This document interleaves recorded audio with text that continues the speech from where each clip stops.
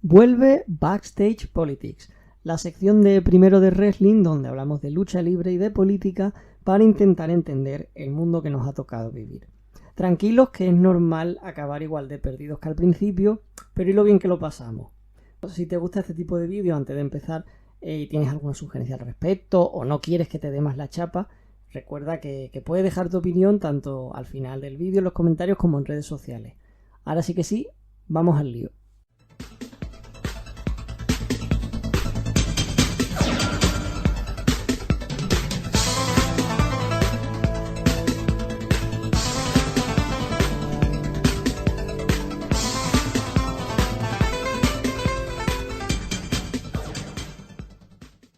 La historia de Daniel Bryan y Kane como equipo es una historia de una amistad entre personas totalmente opuestas. Hasta aquí todo bastante típico, ¿no? Un poco menos si pensamos en que esas dos personas son un tipo colérico y gritón que se cree el mejor del mundo y cuya manera de expresarlo es chillar monosílabos y dejarse una barba similar a la de un chivo. Y por el otro lado tenemos a un demonio pirómano con un historial de violencia más largo que el columpio de Heidi, con una infancia atormentada por culpa de un hermano un poco cabroncete y con una extraña obsesión con el jugador de béisbol Pete Rose y con el 19 de mayo. Nadie hubiera dado un duro por ellos y sin embargo fueron uno de los tags más populares de la pasada década. Su química se basó precisamente en acentuar sus diferencias. Casualidades de la vida, nos viene muy bien para este vídeo, estas diferencias también se daban fuera del ring, tanto en sus personalidades, en su forma de ser, como en su ideología. Kane se retiró hace unos años para dar el salto a la política institucional como alcalde de su ciudad natal, Notts County. Daniel Bryan de momento no, pero siempre ha sido muy vocal respecto a su visión del mundo, incluyéndolo hasta en su personaje durante la que fue, bajo mi punto de vista, una de sus etapas más divertidas desde su regreso de la lesión, que fue The Planet's Champion, ¿no? El campeón del planeta. Como en esta sección jugamos un poquito a estirar el chicle, yo podría decir o podría decirse que el Team Hell No predijo la deriva de dos corrientes de la izquierda y de la derecha actual. Voy muy rápido, ¿verdad? Pues vayamos por partes. Empezando por Kane, vamos a intentar definir un poco qué es lo que piensa cada uno en materia política. En el caso de Kane, él se define como libertario. Sin embargo, en este vídeo me referiré a esta ideología más que como libertario, como anarcocapitalismo, ya que considero que aunque sea el término más usado en Estados Unidos, en España esta palabra se desconoce menos su significado y además está más relacionada con la tradición anarquista clásica, que está muy alejada en el espectro político de lo que representa Kane. El anarcocapitalismo es una ideología basada en el ideal de una sociedad sin Estado. Hasta ahí influye bastante en lo que conocemos como el anarquismo clásico, pero a su vez protege la libertad individual para seguir participando en el mercado y mantener la propiedad privada de los medios de producción. En esta sociedad seguirían existiendo los servicios policiales, jurídicos, etc., pero se financiarían en base a capital privado y no mediante impuestos. La principal aportación de la escuela austriaca, que es la referencia ideológica de Kane, es la teoría del valor subjetivo. En pocas palabras, el precio que tiene un bien no se debe tanto al trabajo que éste ha requerido para fabricarlo, sino al valor que nosotros le damos como individuo, ya sea porque lo deseamos mucho o porque lo necesitamos para lograr nuestros objetivos. El ejemplo que siempre se usa es la paradoja del agua y el diamante. No existe nada más necesario para la supervivencia del hombre que el agua. Sin embargo, su valor de mercado es ínfimo si lo comparamos con un diamante, que no tiene demasiada utilidad a primera vista. Adam Smith, Karl Marx y otros economistas resolvieron esta paradoja mediante la teoría del valor trabajo. Sin embargo, la escuela austríaca usó la teoría del valor subjetivo. ¿Quién tiene razón? Niños, la economía es una ciencia social, lo cual significa que hay pocas respuestas correctas. Por no decir que de ciencia solo tiene el nombre, y lo digo yo que he estudiado periodismo. En el argot popular se le llaman liberales, aunque las similitudes de un anarcocapitalista con las de un liberal clásico son las mismas que hay entre las palabras inflamable y flamable. ¿Qué país este? Para muestra un botón, y cito textualmente un par de párrafos de Adam Smith. El comerciante rico y opulento, que no hace otra cosa que dar unas pocas direcciones, vive en mejores condiciones, con más lujo y abundancia de todas las comodidades y delicadezas de la vida que sus empleados, que hacen todo el negocio. Ellos también, salvo por su confinamiento, se hallan en un estado de comodidad y abundancia muy superior al del artesano, con cuyo trabajo se construyeron esas comodidades. El trabajo de ese hombre también es bastante tolerable, trabaja cubierto, protegido de las inclemencias del tiempo y se gana la vida de manera bastante cómoda si lo comparamos con el pobre jornalero. Este debe afrontar todos los inconvenientes de la tierra y las estaciones y está continuamente expuesto a las inclemencias del tiempo y al trabajo más severo.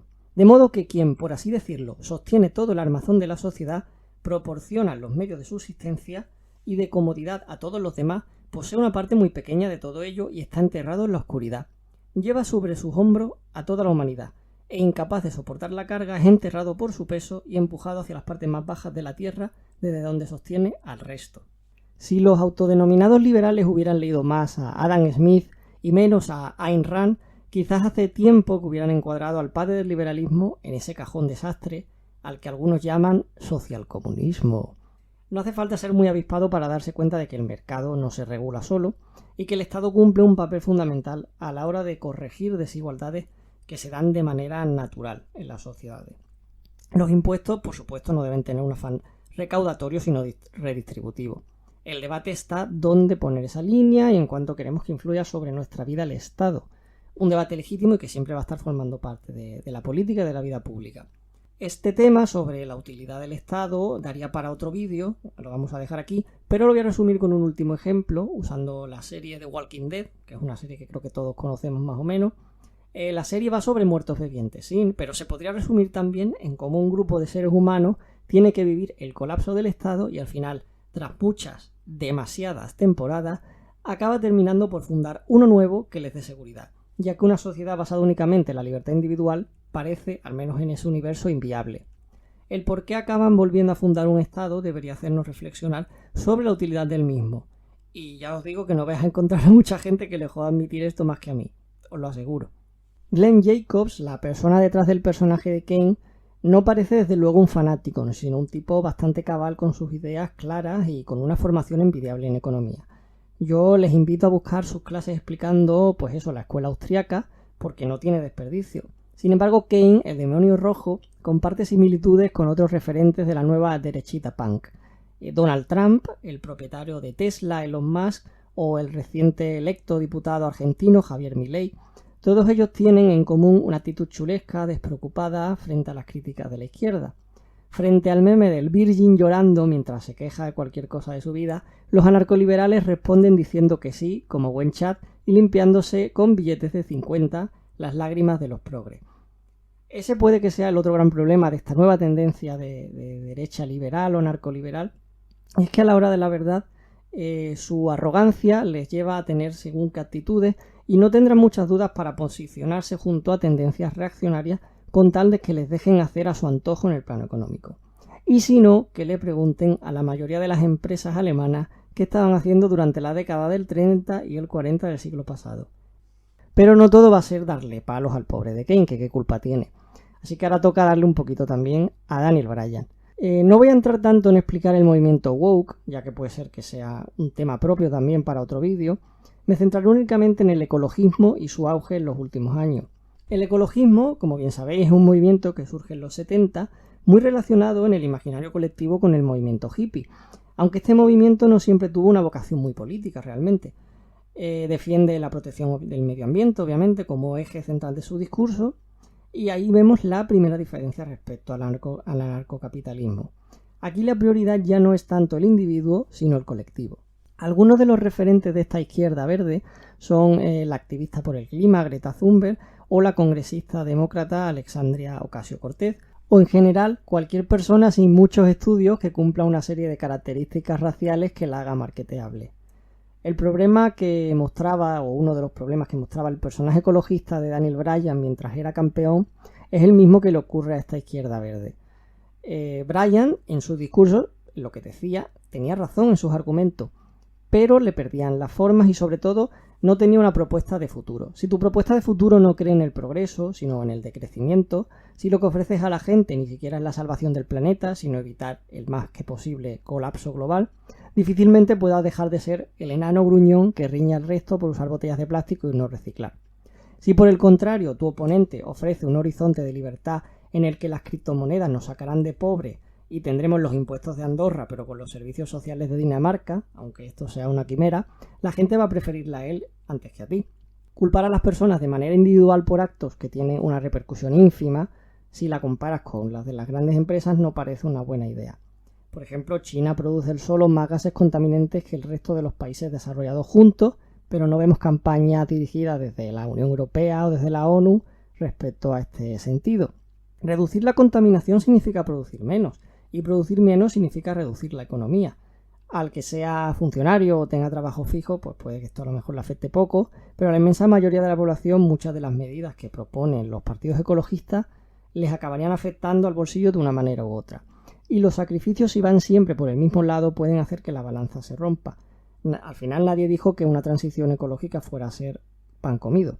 Una de las críticas que recibe también esta nueva corriente desde el lado contrario es que el ecologismo o estos partidos ecológicos no dejan de ser como una sandía. Es decir, son verdes por fuera y rojos por dentro. Es una realidad que los partidos ecologistas han estado relacionados a menudo con tendencias de izquierda. Sin embargo, cada vez parece más evidente que se puede convertir en una tendencia transversal, cosa que parece más difícil de lograr con un partido liberal de corte anarcocapitalista. La relación como tag, como pareja entre Daniel Bryan y Kane surge, como todos recordamos, tras una terapia para controlar la ira. El Dr. Shelby fue la persona que logró que los dos extremos opuestos se abrazaran finalmente y apartaran sus diferencias, logrando al final los campeonatos de pareja. El nuevo gobierno de Alemania, que se ha formado recientemente, integra en su gabinete a miembros del Partido Verde con carteras tan importantes como el Ministerio de Exteriores o el de Economía. Ojo, en esa misma coalición, que ha sido bautizada como el semáforo por los colores de los partidos que la integran, también están los liberales. Guiño, guiño. En una entrevista le preguntaron a Kane acerca de esto, ¿no? De su relación con Daniel Bryan fuera del ring, y él dijo básicamente, cito, Bryan y yo somos los extremos opuestos del espectro ideológico, pero nos respetamos el uno al otro como seres humanos y valoramos nuestras opiniones. Así que hemos tenido conversaciones donde hemos aprendido el uno del otro. Yo he aprendido un montón de Bryan, incluso si no estaba de acuerdo con él. Durante todo el vídeo he intentado explicar ambas posturas para alguien que a lo mejor sabe de política lo mismo que de lucha libre, yo, o sea, poco.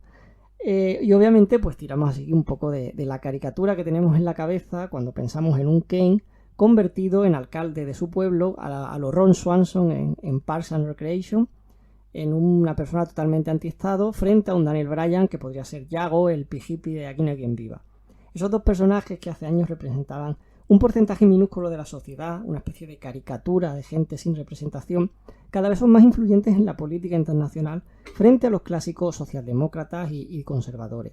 Un ejemplo claro es que en el año 2009 estos dos grupos representaban el 69% del Parlamento Europeo. Hoy los populares y los socialdemócratas son el 42% frente al 17% de liberales y verdes. Pero sobre todo, si de algo nos debe servir, el ejemplo del Team Hell No es que puede haber una relación de respeto mutuo incluso entre las personas con las ideologías más opuestas. En unos tiempos donde se habla tanto de polarización, la amistad de Daniel Bryan y Kane nos ayuda a recuperar un poco la fe en la humanidad. Así que solo me queda desearos mucha suerte con las cenas familiares y feliz Navidad.